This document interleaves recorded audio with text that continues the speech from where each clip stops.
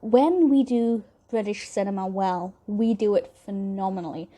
Being British, I obviously love British films and ones that are filmed in locations that I recognise with actors that I love. And particularly when we do comedies and we excel at comedies, they are phenomenal. And this, for me, is definitely the case with Paddington. This is the 2014 film. I think I've previously discussed the sequel, which was good, but not as good as the first film.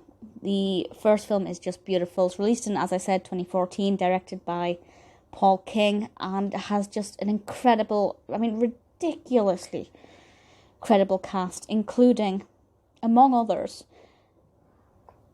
Imelda Staunton, Michael Gambon, Ben Whishaw, Hugh Bonneville, Sally Hawkins, Matt Lucas, Julie Walters. The list goes on. It really is a phenomenal cast. And also Ben Whishaw as the voice of Paddington is just something that makes me so happy.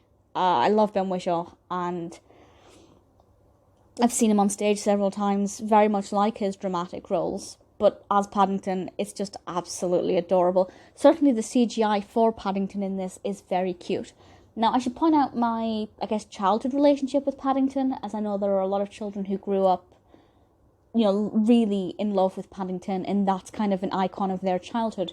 For me, I kind of piggybacked off of my mother's love of Paddington. I had her old Paddington books, I had a bedspread, and I think I had a Paddington teddy bear, but I was never really that bothered about Paddington. So for me, I didn't have any expectations. I didn't need it to adhere to the story of Paddington that I was familiar with from my childhood.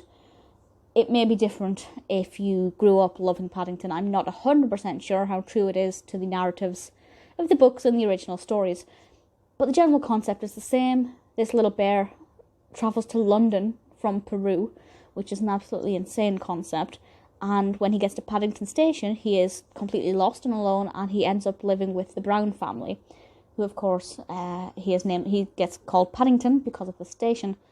And I'll be honest, every time I go through Paddington Station, it does make me smile. And it's all about him settling down and getting on with the family and getting used to living life with humans.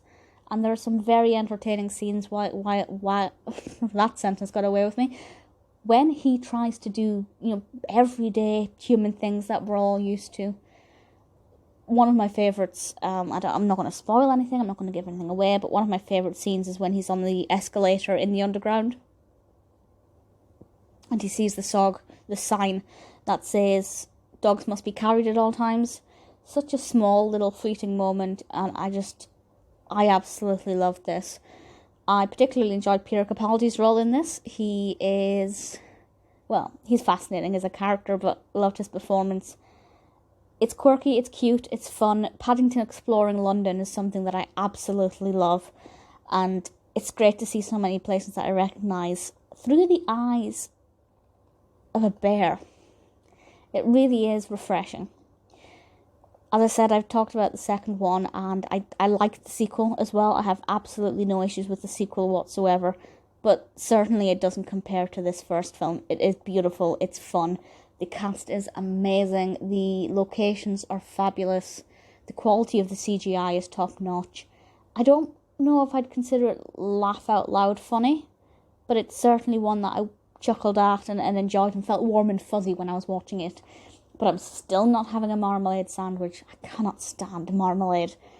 I watch Winnie the Pooh, I want honey. I do not want marmalade. Fabulous film. If you haven't seen it, absolutely, definitely watch it. Doesn't matter what age you are or if you've got any relationship with Paddington. If you've never read Paddington, seen anything of Paddington, I'd say this film is a great introduction. Personally, I was very impressed.